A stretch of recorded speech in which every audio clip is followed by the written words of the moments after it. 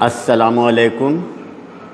معذرت کے ساتھ کہ ادھر 2 روز سے ہم لوگوں نے ویڈیو نہیں ڈال پائے۔ وہ اس کی وجہ یہ تھی کہ وہ چیک لسٹ وغیرہ جو گورنمنٹ نے بھیجا ہے اس کو باریکی سے جانچنا پڑتالنا، اس میں پورا دن لگ جا رہا تھا۔ لیکن آئیے ہم پھر وہیں واپس آ گئے ہیں جہاں سے آپ کو ہم جس منزل پہ چھوڑ کے گئے تھے۔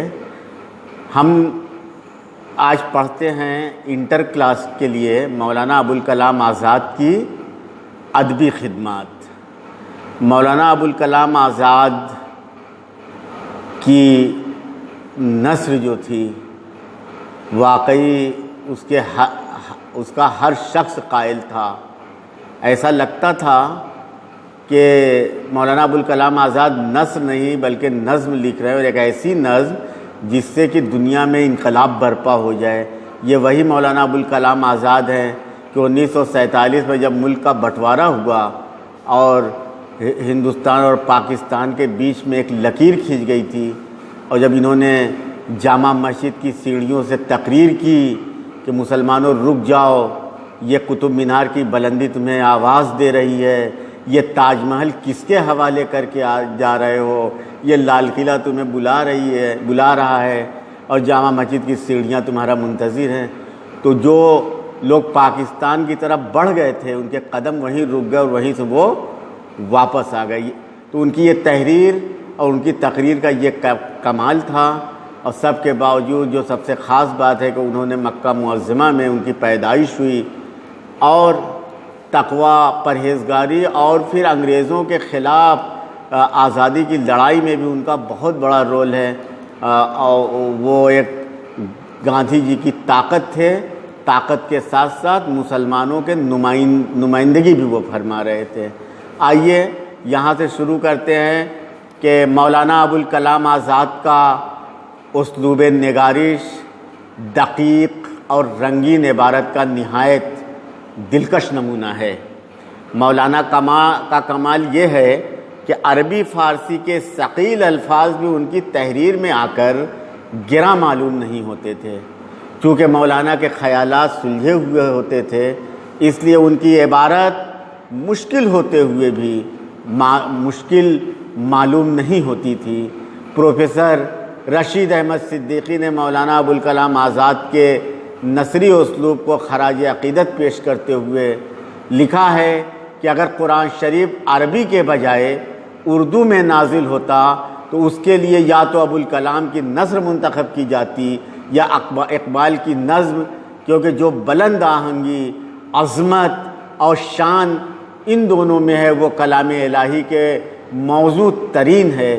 اسلوب کے اعتبار سے مولانا کی تحریر اردو ادب میں شاہکار کی حیثیت رکھتی ہے۔ غبار خاطر میں مولانا نے جو نثر لکھی ہے اس کی عجیب کیفیت ہے، جسے پڑھ کر سرور و کیف کی کیفیت پیدا ہونے لگتی ہے۔ پہلے وہ کوئی شعر لکھتے ہیں، اس کے بعد نثر لکھتے ہیں، اور پھر کوئی شعر لکھ دیتے ہیں۔ ایسا محسوس ہوتا ہے جیسے یہ شعر اس نثر کے لیے لکھا ہے۔ مولانا آزاد کی اس نثر کو انہوں نے شعر منصور کا نام دیا ہے۔ ان کی نثری اسلوب کی خصوصیات درج ذیل ہیں، جو میں آپ کو آگے بتاؤں گا کہ عربی فارسی الفاظ کا استعمال جو وہ اپنے نثر میں کرتے تھے، مولانا نے جگہ جگہ عربی فارسی کے اشعار اپنی نثر میں استعمال کیے ہیں، جس سے ان کا اسلوب الگ ہو گیا ہے۔ عام قاری ان کے اسلوب کو آسانی سے گرفت میں نہیں لے سکتا، تاہم اس میں فکر، رنگین تخیل کی کار فرمائی نمایاں ہوتی ہے۔ عربی فارسی کے الفاظ اس طرح استعمال ہوئے ہیں کہ ان کی زبان کا ایک حصہ بن گیا ہے۔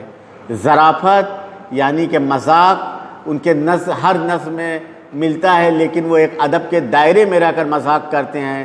مولانا نے اپنے اسلوب میں ظرافت کی وہ چاشنی اور مٹھاس پیدا کی ہے کہ قاری کی زبان چٹخارے لینے لگتی ہے۔ ان کی ظرافت میں عالمانہ وزن و وقار پایا جاتا ہے۔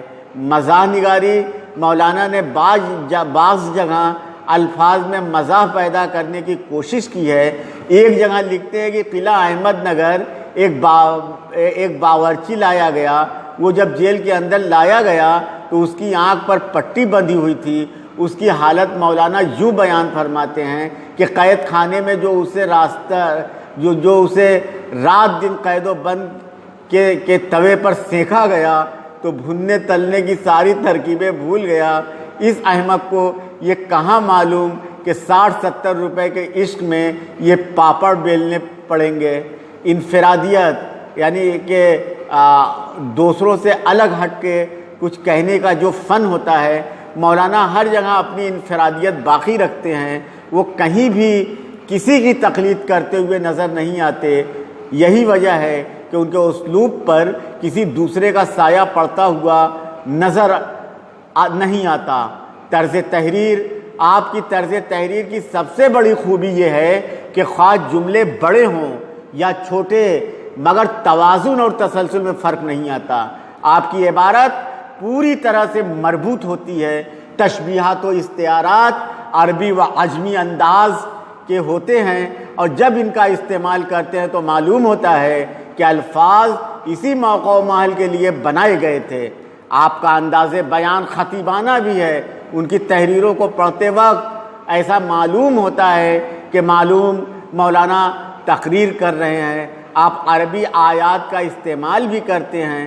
آپ کا نثری اسلوب اردو میں ایک انوکھا انداز بیان ہے۔ یہ تمام صلاحیتیں خدا نے ابوالکلام کی نثر کو عطا کی ہے۔ مولانا کی زبان کوئی ٹکسالی زبان نہیں ہے، بلکہ ایک خاص طرز کی علمی اور ادبی زبان ہے۔ ان کے اسلوب میں قاری کھو کر رہ جاتا ہے۔ ان کی زبان میں عربی، فارسی، انگریزی الفاظ بھی کثرت سے شامل ہیں۔ بچوں، آپ مولانا ابوالکلام آزاد کے اس ادبی خدمات کو خوب اچھے سے یاد کیجئے، اور اگر ممکن ہو تو اپنی زندگی میں جب بھی موقع ملے مولانا ابوالکلام آزاد کی کوئی ایک کتاب پڑھ لیجئے۔ ان کی کتابوں میں غبار خاطر ہے، الہلال کا بہت 13 جلدوں میں جو ان کا اخبار نکلتا تھا، وہ اس کی کاپیاں مل جائیں گی بازار میں، یا تو پھر فسانہ ہجر و وصال ایک کتاب ہے، اگر یہ کہیں سے مل جائے، انٹرنیٹ پہ موجود ہے، ریختہ کے ویب سائٹ پہ، آپ پڑھ لیجئے تاکہ آپ کو یہ اچھی اور بری اردو میں فرق معلوم ہو جائے۔ اسی کے ساتھ میں اپنی آج کے اس کلاس کو یہیں پہ اختتام دیتا ہوں۔ انشاءاللہ تعالی